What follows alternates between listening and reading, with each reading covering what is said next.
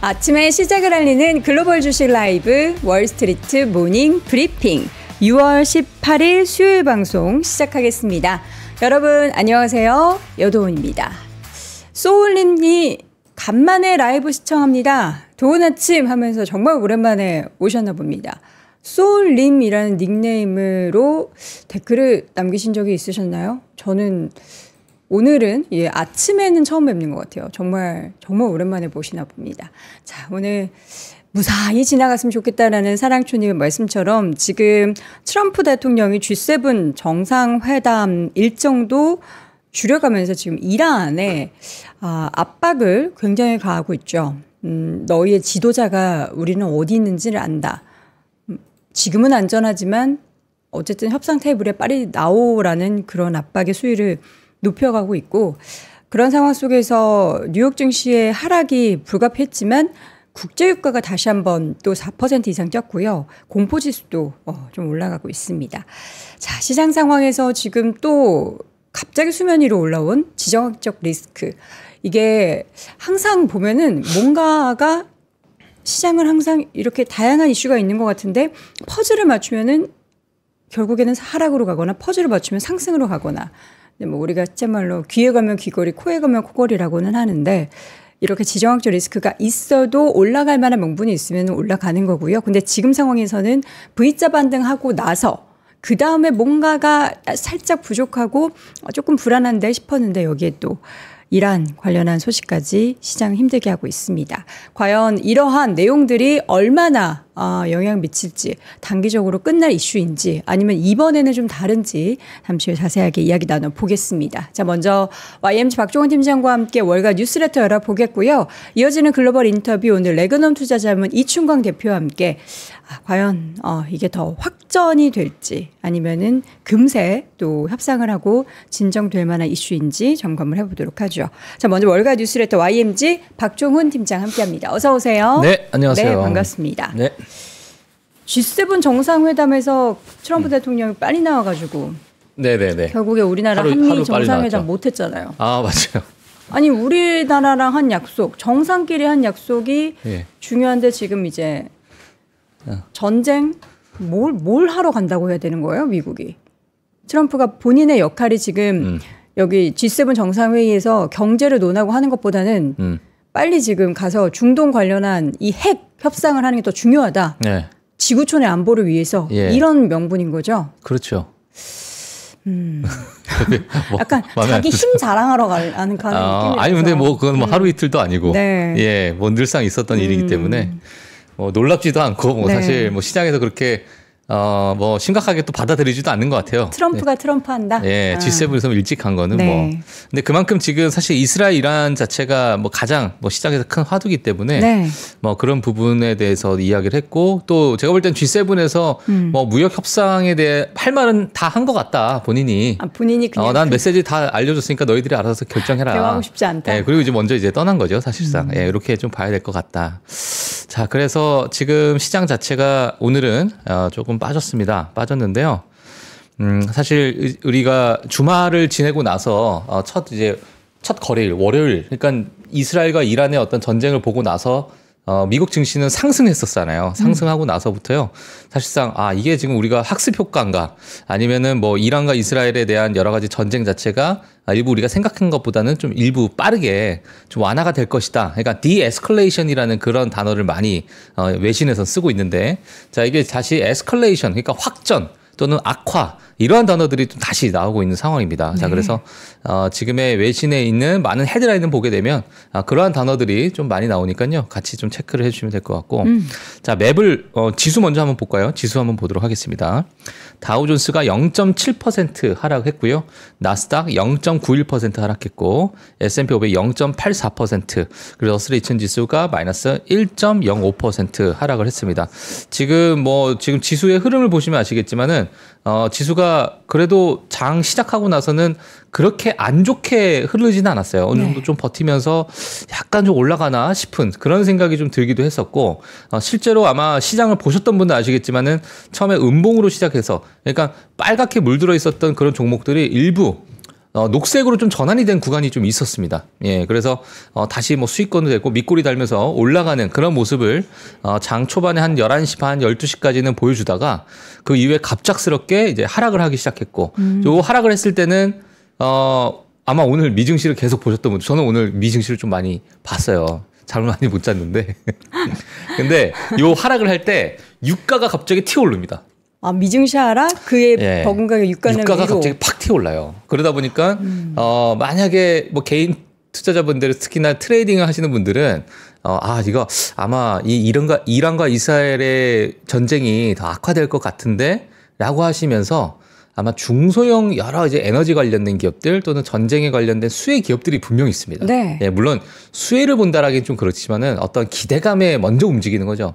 근데 그 먼저 움직이는 종목들을 보게 되면 일부 작은 기업들, 특히나 뭐 100%씩 올라가는 기업들도 있고요. 네. 그리고 뭐 10%, 20%는 뭐 아주 쉽게 올라가는 그러한 너무나도 작은 기업들을 트레이딩 하시는 분들도 분명히 저는 있을 거라고 보여지고 거기에 따른 이제 거래량도 지금 최근에 많이 늘고 있기 때문에 그런 유가 상승에 따라서 이제 자극적으로 움직이는 그런 종목들이 막 튀어오르는 그런 모습을 이 장 중반에 보여줬었고 나머지 기업들은 이제 전부 다 우르르 빠지는 그런 상황이 벌어졌습니다. 그래서 네. 여전히 이제 시장에서는 우려를 하고 있는 상황이긴 한데 일각에서는 이런 얘기가 나오고 있어요. 지금 이란과 이스라엘이 그만큼 지금 일촉즉발이면 유가가 지금 75불이 말이 되냐. 오히려 지금 한 90불대까지 그냥 한 번에 튀어오르고 그러한 상황이지 않겠느냐. 그러니까 지금의 이 상황은 유가 시장을 좀 보게 되면 사실상 이 확전이라는 거 보기에는 좀 힘들다. 네, 앞으로 조만간 좀 협상이 될 것으로 보여진다라는 스마트 머니들이 이미 유가 시장에 들어온 거 아니냐 이렇게 좀 보고 있는 것 같습니다. 그래서 유가 흐름을 지금 가장 뭐 눈여겨 봐야 될 것 같다 이렇게 보여지는데요. 사실상 제가 그 생각을 하고 오늘 CNBC 기사를 좀 봤는데 요거 한번 간단하게 보시죠. 네. 자, 이스라엘 이란 파업 확대. 파업이 아니죠. 전쟁이죠. 이거 이제 직역을 제가 지금 구글 크롬으로 지금 바로 한 건데 파업이라뇨. 여전히 손봐야 될 게 많아요. 아직까지. 번역 시스템, 번역 이 플랫폼이. 자, 석유업계 최고 경영자가 경고했다. 무슨 얘기냐면, 이거를 지금 쉽사리 우리가, 안일하게 보면 안 된다. 이런 얘기입니다. 지금 석유 기업들, 소위 CEO, 그러니까 이 업계에 계신 분들은 지금 이스라엘 이란 갈등이 러시아 우크라이나 전쟁 이후에 가장 중요한 지정학적 사건으로 보고 있다. 자, 이렇게 이야기가 좀 나오고 있고요. 자, 그리고 며칠 동안 일부 에너지 시설을 타격을 받았지만은 석유, 가스 인프라 흐름은 지금까지 피해는 입지 않았다. 일부 지금 천연가스 정제소를 아마 타격을 첫날에 제가 받은 걸로 알고 있는데 이란에서. 근데 거기에 있던 저장했던 천연가스가 그렇게 많지 않았다라는 이야기들 때문에 잠깐 튀어올랐다가 다시 또 내려오는 그런 모습을 좀 보였고요. 관련된 기업들이. 네. 자, 그리고 뭐 일부 뭐 지난 96시간은 매우 우려스러운 시간이었다. 뭐 이러한 핵심 포인트만 제가 뭐 간단하게 말씀드리겠습니다. 자, 그래서 지금 이 업계에 계신 분들은 일단 우크라이나 러시아 이후에는 가장 이게 지금 좀 우려스러운 상황이 아닐까 이렇게 지금 나오고 있는 상황이고 제가 오늘 준비한 자료도 뒤에 보시면서 이야기를 좀 해보면 될 것 같습니다. 네. 자, 그래서 지금 지수는 이런 상황이고 맵도 한번 보도록 하겠습니다. 예, 오늘 뭐 테슬라가 좀 많이 빠졌어요. 테슬라가 좀 많이 빠졌고 마이너스 3.8%. 자, 팔란티어도 오늘 빠졌습니다. 네. 팔란티어도 마이너스 2%대 하락을 했고 사실 팔란티어도 그렇고 나머지 기업들이 장 중반까지 괜찮았습니다. 근데 유가가 튀어오르면서 갑자기 이게 빨간색으로 다 물들었어요. 그러니까요. 예. 그래서 이제 뭐 여전히 이제 지금 유가에 대해서 시장이 좀 출렁거릴 요인은 우리가 방금 봤기 때문에 앞으로 이 유가나 또는 뭐 이란과 이스라엘 공급망 이런 이슈에 따라서 분명히 시장이 움직일 수도 있겠구나라는 부분을 한번 좀 염두에 두시고 보시면 될 것 같고요. 자, 그리고 뭐 다들 예상했다시피 에너지 섹터는 좋은 흐름을 보였습니다. 에너지 섹터 좋은 흐름 보였고, 자, 어제 조금 빠졌었던, 어제 일부 조정을 줬었던 방산 기업들이 다시 올라가는 모습을 보였습니다. 그래서 지금 전체 시장 대 방산 섹터, 그다음에 에너지 섹터 이렇게 이제 어떤 대결 구도라고 보시면 될 것 같아요. 방산과 에너지가 올라가면 전체 시장이 좀 내려가고, 네, 전체 시장이 올라가게 되면 방산과 에너지가 또 내려가는 그러한 모습을 지금 현재 보이고 계시니까 앞으로 유가 향방에 따라서 이러한 어떤 시장의 센티먼트가 좀 정해지지 않을까 이렇게 보여집니다. 그래서 오늘 증시는 이러한 느낌이었다 이렇게 말씀을 드리고 제가 자료로 넘어가도록 하겠습니다. 네. 오늘 사실 전쟁은 전쟁이고요.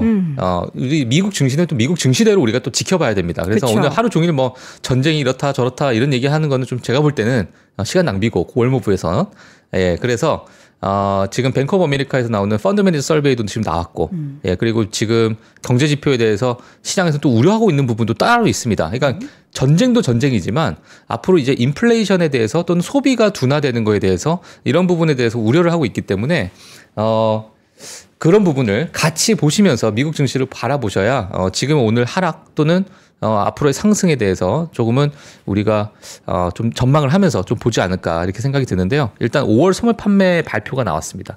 근데 이게 5월 소매 판매가 예상치보다 너무나도 급격하게 좀 떨어지다 보니까 다시 경기 침체에 대한 우려가 좀 나온다라는 것들이 지금 시장에서 나왔고 10년물 국채 금리가 4.38%입니다. 자, 그래서 국채 가격이 또 오르는 그런 모습, 안전자산으로서의 일부 이동이 있었다 이렇게 보시면 될 것 같고요. 네. 자, 이스라엘 이란 분쟁 WTI 기준으로 지금 75.07달러를 기록을 했습니다. 자, 오늘 4.6% 상승했습니다. 예, 그래서 이 요인 자체 때문에 오늘 시장 자체가 약간 조금 압박을 받는 그런 흐름이었습니다. 유가가 튀어오르는 그 각도가 심상치 않네요. 벌써 지금 저때가 언제죠? 3월 달 수준으로 지금 올라온 거잖아요. 맞아요. 네, 그래서 지금 4월 수준인 건가? 네, 많이 올라왔어요. 네. 많이 올라왔고 이 가파르기 자체가 과거에 이제 러시아 우크라이나 때 아마 다 기억하실지 모르겠지만은 그때 유가가 엄청나게 또 급등을 했잖아요. 그때가 최고가가 얼마였죠? 120불까지 올랐죠. 그때 당시. 그래서 아무튼 엄청나게 올랐는데 그러고 나서 딱 인플레이션에 대한 데이터들이 완전 다 깨지기 시작하잖아요. 맞아요. 공급망 이슈도 있었고. 그쵸. 예. 자, 근데 뭐 그 이후로 뭐 지금 가장 또 우려스러운 네. 지정학적 사건이다. 자, 이렇게 이야기가 좀 나오고 있고요. 네. 자, 왜 우려스러워 하는지는 뒤에 가서 제가 같이 좀 보도록 하겠습니다. 좋습니다. 자, 원달러 환율 1379원입니다. 예. 또 원화 약세가 또 나왔고. 자, 달러 인덱스 98.4. 를 기록을 했습니다. 뭐 이렇게 크게 또 자극적으로 움직이지 않았지만은 좀 오르는 그런 모습을 보였다. 이렇게 말씀을 좀 드리도록 하겠습니다. 네. 자, 오늘 뭐 10년물 국채 금리를 좀 움직였던 요인 중에 하나가 또 경제 지표. 그 중에서도 소매 판매입니다. 소매 판매인데 중요한 게 뭐냐면 예상치가 마이너스 0.5였어요. 근데 이게 지금 마이너스 0.9가 나온 겁니다. 예, 월별로 봤을 때 5월달. 자, 그래서 지금 시장에서 보고 있는 게 뭐냐면 결국에는 관세 정책, 특히나 보편 관세가 부과가 되면서 4월, 5월, 6월 어찌 보면은 우리가 한 3개월 정도의 어떤 시차를 두고 시장에서 어떻게 반응을 하고 있는가 또는 뭐 여러 가지 소비가 지속적으로 이루어지고 있는가. 자, 이러한 것들을 우리가 봐야 되는데 일단 4월 달은 어찌저찌 경제 지표 너무 괜찮은데? 라는 이야기가 나왔고 자, 이제 5월에 관련된 지표들이 지금 이제 6월에 돼서 막 나오잖아요. 근데 지금 5월에 관련된 지표들이 일부 조금씩 심상치 않은 흐름을 좀 보이는 게 있습니다. 물론 트럼프 1기 때 관세가 부과가 되고 나서 일부 상품 가격이나 이런 것들은 좀 튀어 올랐다가 다시 제자리로 넘어가는 그런 분명히 그런 구간이 있었어요. 그러다 보니까 자, 이번에도 뭐 일시적으로 조금 뭐 인플레이션 오르더라도 상품 가격에 대해서 올라가지 않겠느냐. 그리고 제자리에 돌아가겠지. 시장에서 흡수하겠지. 뭐 그러한 의견들도 분명히 있겠지만 일단 소비가 만약에 둔화가 되거나 일부 고용이 지표가 만약에 깨지게 된다면 자, 이런 부분은 경기 침체와 우리가 같이 연동을 해서 볼 수밖에 없는 상황이고 아마 이러한 하드 데이터를 통해서 이번 FOMC에 많은 연준 위원들이 다양한 이야기를 할 것으로 보여집니다. 그래서 물론 약간은 좀 매파적으로 이야기하지 않을까라고 저는 개인적으로 생각하고 있는데 자, 이번 연준 위원들이 어떤 이야기들을 하고 어떤 지표에 집중을 하고 있는지 그런 부분도 같이 이번 주에 통해서 한번 확인해 보시면 될 것 같고요. 자, 그래서 소매 판매가 오늘 나왔던 경제 지표 중에서는 가장 발목을 잡았었던 그런 수치다. 자, 수출 물가 지수도 마이너스 0.1을 예상을 했는데 마이너스 0.9가 나왔고 근원 소매 판매도 마찬가지로 0.2를 예상했는데 마이너스 0.3이 나온 거예요. 자, 이런 부분이 일부 오늘 경제 지표에서는 시장을 좀 끌어내리는 요인이었다라고 보시면 될 것 같습니다.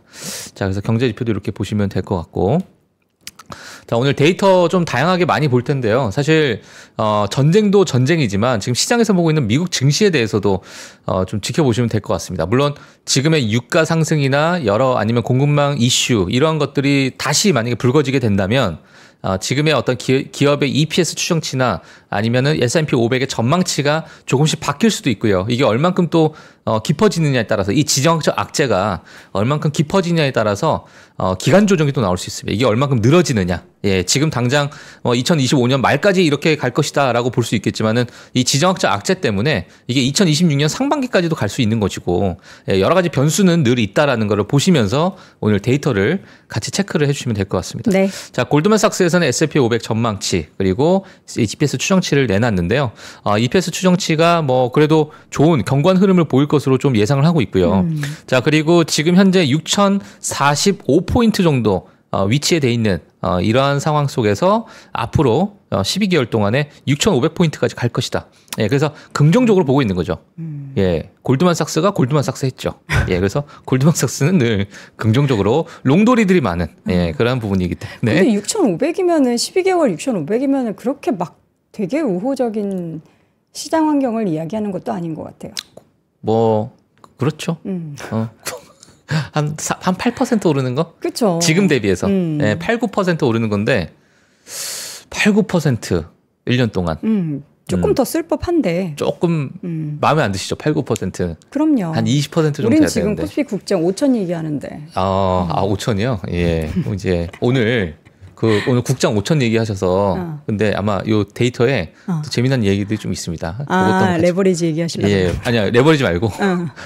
뭐 제가 볼게요. 뒤에 가서. 좋습니다. 자, 그래서 이러한 어떤 골드만삭스의 EPS 추정치 그리고 S&P 500의 전망 이 옅은 하늘색이 EPS 추정치입니다. 네. 자, 그래서 2025년 그다음에 그 다음 게 2026년 이렇게 좀 보시면 될 것 같고요. 자, 그리고 M7과 그 외의 기업들의 예상 이익 성장률입니다. 이것도 아주 중요할 것 같은데 지금 2023년, 2024년 때 이제 M7이 엄청난 쏠림 현상이 있었잖아요. 근데 그 쏠림 현상의 이면에는 당연히 요 녹색 이익 성장률에 대해서 시장에서는 바라봤던 거죠. 왜냐하면 2022년 때 정말 시장이 좋지 않았고 금리 인상을 하게 됐고 그 금리 인상하는 그 과정 속에서 도대체 누가 돈을 버느냐, 누가 정말 EPS 성장을 이뤄나가고 있느냐, 그러한 기업을 봤을 때 고금리 상태에서는 정말 힘들거든요. 그러니까 많은 기업들이 너무나도 힘들어하고 특히나 경기에 민감한 러셀 2000 지수들은 정말 엄청나게 또 폭락을 했습니다. 네. 자, 그 중에서 S&P 500에서도 마찬가지예요. 사실 M7 외에도 나머지 493개 기업들도 고금리 상태가 그렇게 달갑지가 않고 너무나도 힘든 차입 비용에 따른 이자가 너무나도 크기 때문에 실적에 우려가 될 수밖에 없는 상황이었고 그쵸. 근데 그런 상황 속에서 쏠림을 받을 수 있었던 거는 요 M7, 요 이익 성장률 때문에 엄청난 쏠림 현상이 있었고 그 7개의 기업만 정말 가는 듯한 그런 느낌이 과거 2023년, 2024년 때 있었고 물론 이러한 어떤 흐름들 때문에 그 AI 트렌드 특히나 2년차 강세장을 2023년, 2024년에 보여줬었고 네? 자 2025년입니다. 자 그래서 지금의 이 이익 성장률 자체가 M7 입장에서는 좀 떨어지곤 있지만 나머지 기업들은 그래도 과거보다는 좀 올라가지 않겠느냐 이런 것 때문에 요것 때문에 지금 월가에 있는 많은 애널리스트나 전략가들이 내가 봤을 때는 M7보다는 나머지 기업들이 만약에 그러니까 우리가 주식 수익률만 봤을 때는 수익률이 조금은 더 좋지 않겠느냐. 이런 것들이 나오는 거죠. 물론 지금 이제 상반기가 이제 거의 끝나가는 무렵이고 이제 하반기가 남아 있고 지정학적 악재가 다시 터지면서 이게 또 어떻게 변할지 몰라요. 어떻게 변할지 모르겠지만 일단 지금의 미국 증시를 봤을 때는 S&P 500 그러니까 M7 이외의 종목들 또는 러셀 2000 지수들 중소형 기업들이 과거 대비해서는 좀 바닥권에서 지금 바닥을 다지고 있는 기업들이 정말 많이 있거든요. 자, 그래서 주가가 추가적으로 빠지지 않고 바닥을 다지고 있기 때문에 이러한 것들에서 아웃퍼폼할 수 있는 그러한 여지가 좀 있지 않겠느냐. 네. 이런 것들이 좀 나오고 있습니다. 그래서 이런 표들도 2025년 하반기까지 좀 염두에 두시면서 시장을 좀 바라보시면 될 것 같고요. 네. 미국 가계가 보유한 전체 금융 자산 비중입니다. 자, 여전히 지금 주식 비중이 2000 그 닷컴 버블 때보다 더 높습니다. 오. 개인 투자자분들이 그만큼 많이 또 주식을 많이 보유하고 있는 상황이고 여전히 앞으로 더 미래가 창창하다 이러한 것들에 대해서 시장에서 좀 바라보고 있는데 네. 외국인 투자자들도 최근에 그 관세 정책을 발표하고 나서 엄청나게 썰물처럼 확 나갔어요. 그 나갔던 외국인 투자자가 다시 들어오고 있습니다. 지금 예, 그런 데이터들이 지금 막 쏟아지고 있긴 한데 그만큼 지금 미국 증시에 들어오는 자금 자체가 여전히 많은 상황이다. 이런 부분도 우리가 한번 염두에 두시면 될 것 같고 네. 반대로 이제 현금 보증 비율은 조금씩 더 낮아지고 있는 상황이다. 이렇게 보시면 될 것 같습니다. 네. 자, 미국 주시장의 자금 유입 추이를 보실 텐데 요거 제가 좀 삐딱하게 썼네요. 자, 보시면 요거와 비슷합니다. 최근에 이제 주시장에 들어가는 비중 자체가 많이 높다 보니까 과거에 대비해서 요게 이제 밴드라고 보시면 될 것 같아요. 과거에 비해서 얼만큼 이 자산들이 좀 들어가고 있는가? 2025년. 선 차트. 네, 2025년인데요. 이게 과거의 그 자금 유입의 어떤 정도를 나타내는 겁니다. 플로우. 그러니까 자금 유입이 지금 어느 정도 지금 이루어지고 있는가. 그러니까 과거 어떤 데이터를 봐도 평균치를 봐더라도 지금 상당히 주시장에 많은 자금이 좀 유입되어 있다. 요 그렇죠. 부분도 우리가 한 번쯤 체크를 해주시면 될 것 같고요. 지금 이제 6월 중순 좀 넘어갔기 때문에 앞으로 뭐 하반기 지금 과거 평균을 보게 되면 하반기 때 더 확대가 되는 이러한 구간이 있잖아요. 이게 이제 과거 이제 평균치니까. 네. 자, 그래서 하반기에 따라서 저 일부 뭐 지금 여러 가지 글로벌 이제 그 중앙은행들이 금리를 좀 낮추고 있는 상황이고 일부 유동성을 또 유지하려고 하는 그런 모습들이 또 나오다 보니까 자, 하반기도 한번 우리가 지켜봐야 될 것 같다 이렇게 말씀드리도록 하겠고요.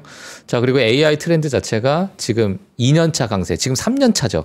3년차 때는 한번 쉬어가고 또 4년차, 5년차, 6년차 때는 쭉쭉쭉 올라가는 과거의 어떤 통계를 봤을 때 일부 좀 기대를 해봐도 되지 않을까. 뭐 물론 지금 관세가 이번 7월 15일에 있을 7월 중순부터 이제 실적 발표가 나올 텐데 4월, 5월, 6월에 대한 실적이죠.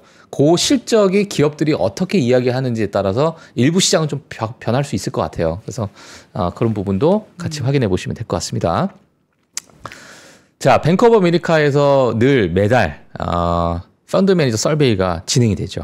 자, 그래서 그런 부분을 제가 좀 가지고 나왔는데 향후 5년 동안 최고의 자산 어디다 투자할 거냐, 가장 베스트 퍼포밍, 가장 수익률이 좋은 곳이 어디겠느냐, 향후 5년 동안에, 앞으로 5년 동안에. 이것 좀 의미 있는데요. 의미 있죠. 대다수가, 그러니까 과반수 이상이 인터내셔널 스탁이라고 얘기했어요. 네, 이게 이전에 혹시 이 질문을 똑같이 했던 게 있을까요? 그러니까 그 전에는 만약에 US 스탁이 압도적으로 저렇게 상이었으면은 이게 진짜 탈달러화가 이렇게 생각이 되는구나를 우리가 데이터를 보고서 알 수 있는 거잖아요. 근데 이렇게 5년이라는 질문은 없었어요. 5년. 앞으로 5년. 왜냐면 우리가 이제 이게 자산에 대한 비중 조절을 3월달, 4월달, 5월달, 6월달 어떻게 했느냐 이렇게 네. 비중 조절은 좀 있는데 이렇게 다 앞으로 5년 동안에 어느 시장이 가장 좋겠느냐, 어느 투자 자산이 가장 좋겠느냐라고 이야기했을 때는 지금 뭐 이런 거는 제가 오래간만에 본 것 같고 지금 6월달 기준으로 이렇게 얘기했습니다. 뭐 인터내셔널 스탁, 한국 주식도 포함될 수 있죠. 뭐 중국이 될 수도 있고 유럽이 될 수도 있고, 약간 좀 애매모호하게 너무 광범위할 수도 있는데 그만큼 근데 미국 주식에 대해서는 이제 23%밖에 답변을 하지 않았어요. 자, 그만큼 지금 미국 증시보다는 인터내셔널, 다른 이제 글로벌 증시가 좀 낫지 않겠느냐. 자, 이런 이야기가 좀 나왔고, 자, 골드는 13% 이야기를 했고요. 자, 그리고 뭐 미 국채 3%, 뭐 기업채 2% 이렇게 얘기를 했는데, 저는 요 인터내셔널 스탁 54%가 여기 안에서 좀 세부적으로 좀 더 물어보는 데이터 뜯어봤으면 좋겠어요. 좋겠죠. 뭐 중국, 한국, 뭐 유럽 중에는 뭐 독일이나 한국에서 뭐 인도, 삼성전자, SK하이닉스, 뭐 두산에너빌리티 뭐 이런 거. 두산에너빌리티 진짜 잘 어울리더라고요. 네. 정말 뭐 그런 흐름을 보이는데, 자, 그래서 요것도 의미 있게 한번 보시면 될 것 같고요. 뭐 포트폴리오를 다각화하는 과정 속에서 네. 이러한 의견들도 한번 체크를 해주시면 될 것 같습니다. 좋습니다. 자, 중요한 건 뭐냐? 자, 이분들은요, 자, 6월 설문조사를 6월 초에 했습니다. 6월 초에 했는데 저렇게 답을 했다. 6월 초에 답을 했어요. 자, 왜냐면 이 설문조사를 하고 나서 한 일주일에서 10일 정도를 이 설문조사 이제 그 답변을 쫙 모은 다음에 정리하죠. 이렇게 데이터화 시키거든요. 그게 한 7일에서 10일 정도 걸립니다. 근데 그 안에 이란과 이스라엘의 전쟁이 발발됐죠. 예. 그렇죠. 자, 그렇기 때문에 요 의견이 이렇게 지금 답변하신 분들이 조금은 바뀔 수 있지만 앞으로 5년이라고 했기 때문에 그쵸. 예, 이런 부분은 우리가 조금 그래도 의미 있게 좀 받아들여도 되지 않을까 뭐 이런 생각도 들기도 합니다. 그래서 이런 자료가 있었고 12개월도 있네요. 네, 그리고 이제 12개월 동안의 자산별 투자 성과를 봤을 때 너희들이 어떻게 생각하느냐? 예를 들면은 이 가치주끼리 또는 그러니까 뭐 어떤 성장주 사야 되냐 그렇죠. 예, 부분을 볼 때 뭐 가치주와 성장주의 사이에서 우리가 어떤 것들이 더 나을 것이냐 이렇게 보는 건데요. 사실 지금 옅은 요 하늘색이 5월이고요. 요게 이제 6월입니다. 그러니까 5월보다 6월이 더 늘어난 거를 봐야 되는데 사실상 다 줄어들었어요, 지금. 그러니까 예를 들면은 두 번째 거 한번 볼게요. 만약에 뭐 대형주들이 소형주들보다 소형주들이 이길 것이다. 라고 했는데 5월에는 뭐 요 정도 지금 수치 50%. 근데 이게 조금 내려갔죠. 그렇다는 얘기는 지금 대형주들이 라지캡들이 소형주들보다 조금 뭐 비트할까라고 봤을 때는 그 의견들이 조금 수그러드는 네. 예, 그런 모습을 지금 보이고 있는 거고. 자, 그 외에 뭐 이제 뭐 변동성에 대해서도 이야기도 나오고 있고 그리고 여러 가지 그 이제 채권에 관련해서도 이야기가 좀 나왔는데 지금 뭐 보게 되면 결국에는 지금 기존에 있었던 여러 가지 그 5월 달에 있었던 그 답변에서 일부 조금씩 좀 내려가고 있는 그런 상황이다. 이렇게 좀 말씀을 좀 드리도록 하겠습니다. 그래서 지금 마지막에 또 보시게 되면은 성장주와 가치주에 대해서도 좀 이야기가 나오는데 가치가 성장을 비트할 것이다. 그러니까 가치주가 더 높아질 것이다. 앞으로. 그런데 그 수치가 줄어들었다는 얘기예요. 그렇다는 얘기는 아니야. 가치주가 지금 가기에는 오히려 성장주가 또 나올 수도 있겠다라는 의견이 좀 내놓다 보니까 예, 5월 대비해서는 지금의 의견들이 조금씩 바뀌어 있다. 이렇게 좀 보셔도 될 것 같다. 네. 이렇게 말씀 좀 드리도록 하겠습니다. 자, 그리고 글로벌 투자자들의 심리 지표인데요. 심리 지표가 일부 개선이 됐다라는 이야기도 나왔습니다. 그래서 이제 그 관세 정책 을 발표한 이후로부터 해서 그 최악의 구간은 지나고 좀 올라가고 있다라는 심리 지표도 지금 나오고 있는 상황이고요.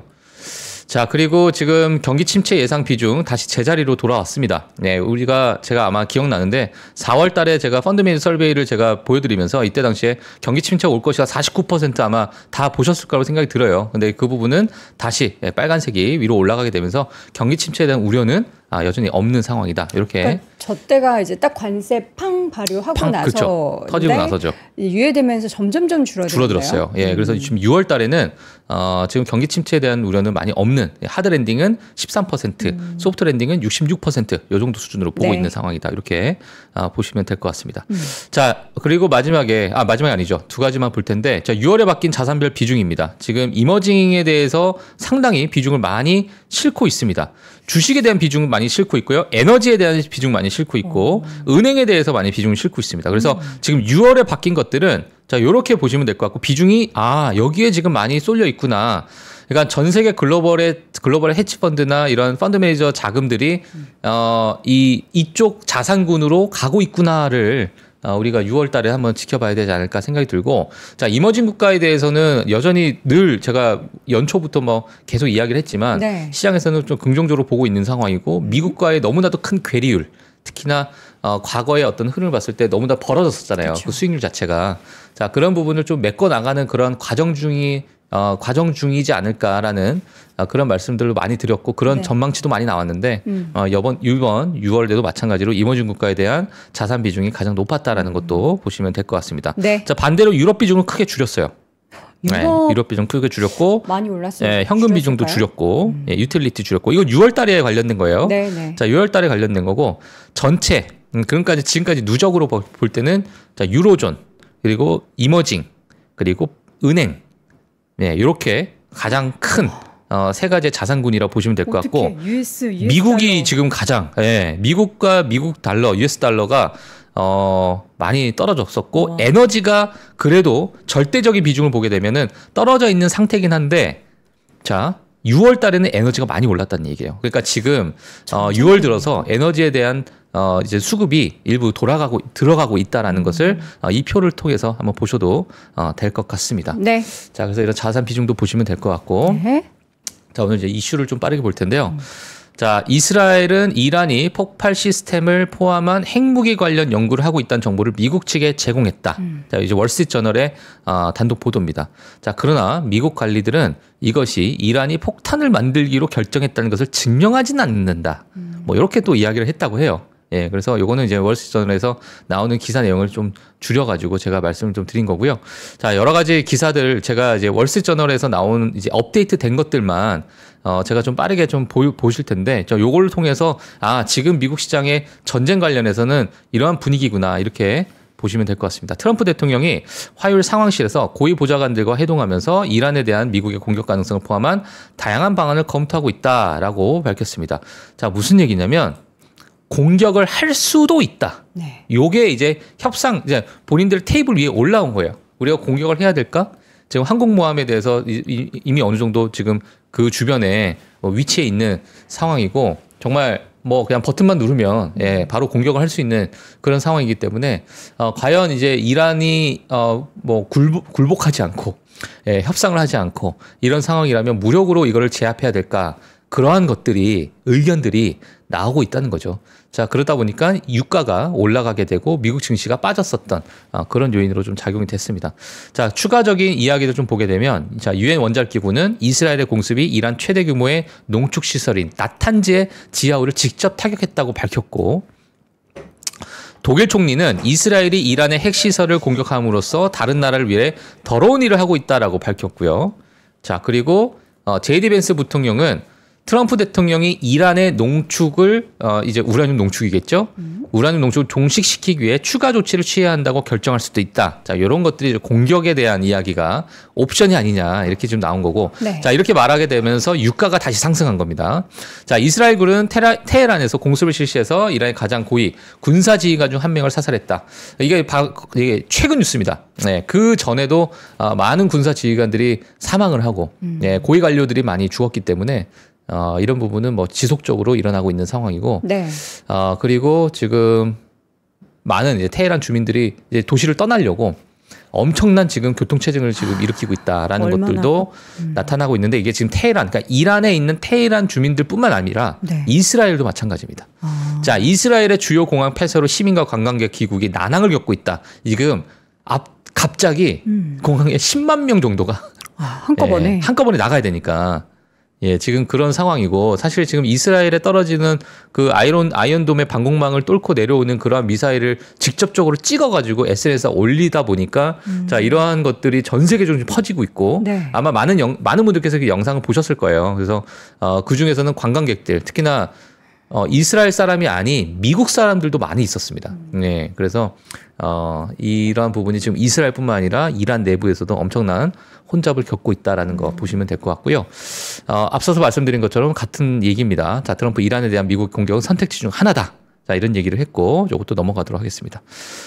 트럼프가 상황실에서 이란 관련 자문위원들과 이제 회동을 하는 그런 모습이 있었는데, 이 회동을 하게 되면서 지금 아직 세부적으로 모든 것들이 나오지는 않고 있는 상황이에요. 모든 것들이 나오지 않고 있고, 많은 외신들이 지금 라이브를 통해서 어떤 이야기를 나올까 다 기다리고 있는 그런 상황이다. 이렇게 말씀을 좀 드리면서 오늘은 마무리 좀 하도록 하겠습니다. 사실 이렇게 전쟁, 이스라엘과 이란 간의 분쟁 사이에서 미국까지 개입할 가능성, 이게 거의 이제는 결론을 내리기 직전인 단계라고 생각이 좀 드는데요. 그러니까 이란이 정말 모르겠다, 다 자폭하자 이런 심정으로 미국을 공격한다든지 하는 그런 일이 없으면은 이제 거의 이 이슈가. 근데 저는요,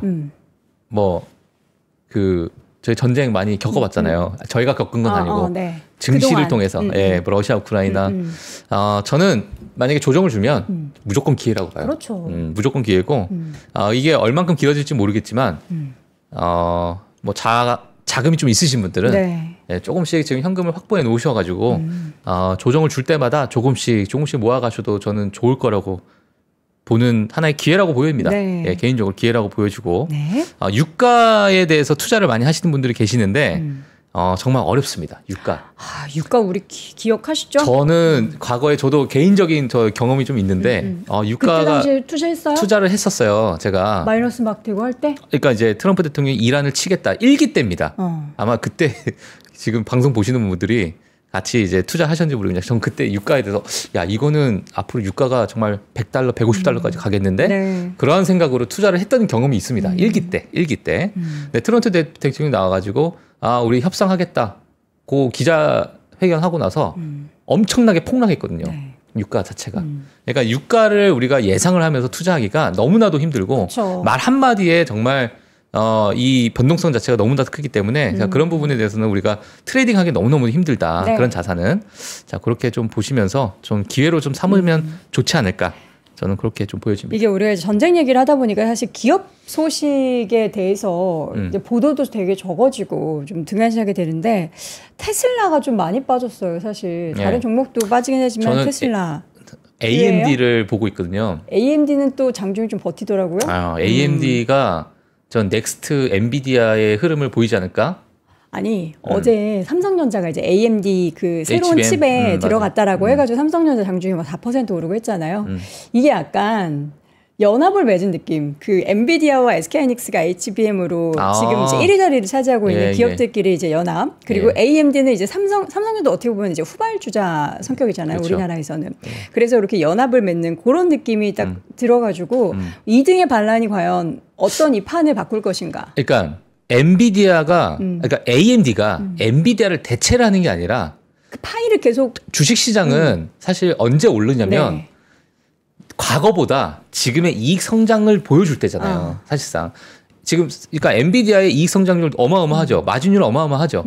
다 좋죠. 다 좋고 블랙웰, 루빈, 파인만 다 이제 예정이 되어 있고 그러니까 그거에 대한 기대감 분명히 있는데 약간은 예상치 못했던 그러니까 기대에 없었던 AMD가 이게 다른 플레이어 좀 우리가 생각했던 그런 어떤 역할을 하지 않고 새로운 또 플레이어가 될 것 같네 라는 기대감이 들어갈 때 주식시장 주가는 오르는 거거든요. 이제 움직이기 시작한 거죠. 그렇죠. 그러니까 지금 AMD에 대한 이제 기대감 자체가 지금 들어가고 있는 상황이니까 이게 뭐 이제 시장의 파이를 얼만큼 갖고 오느냐 아니면 뭐 점유율을 얼만큼 가져가냐 그거와 별개로 주식시장의 어떤 아웃퍼폼 할 수 있는 그러한 어떤 좀 변곡점이 있지 않을까 저는 이렇게 보여지는데 AMD가 조금은 주가 회복하는 그 속도가 좀 빠를 것 같아요. 개인적으로. 이게 이제 기술력에 있어서의 엔비디아를 지금 AMD가 능가할 수는 없지만 어느 정도 일정 부분에 있어서 비등비등하거나 대체가 일부 가능하다면 전체 판이 커지는 가운데 엔비디아도 물론 커지겠지만 말씀하신 것처럼 AMD가 이렇게 가만히 있다가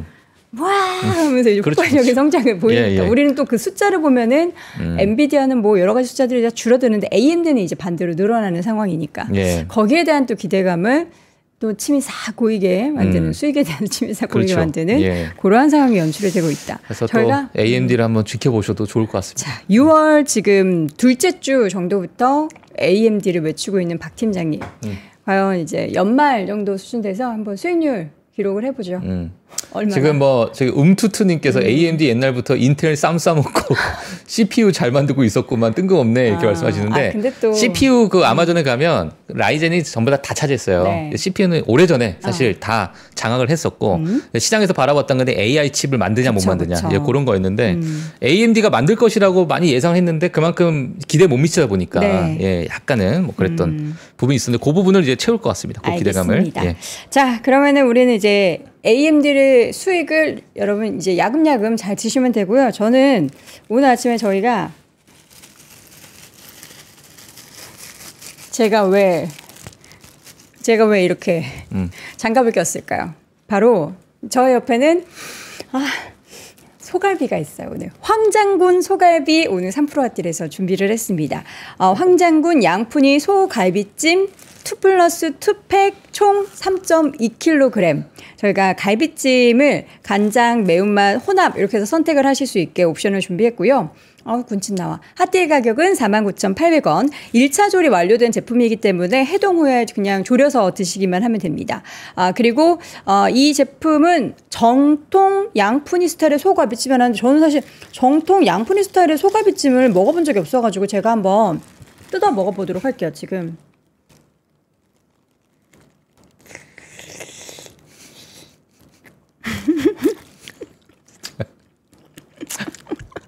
죄송해요, 여러분. 누가 이렇게 클로즈업 하래요.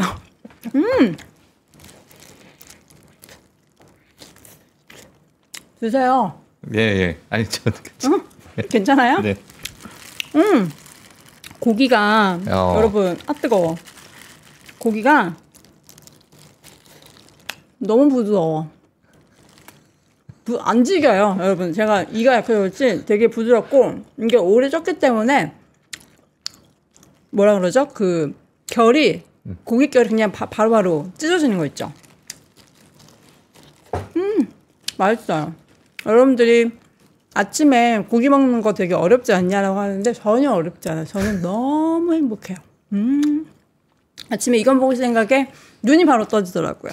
여러분들도 황장군 양푼 소가피찜. 근데 또 소가피찜 이렇게 먹다 보면은 또 음식 드시면은 땀을 뻘뻘 또 흘리시잖아요. 그런 분들을 위해 저희가 또 MN 선풍기 같이 준비했습니다. 선풍기 보여주시죠. 자, 저희가 MN 저소음 무선 선풍기 준비했는데요.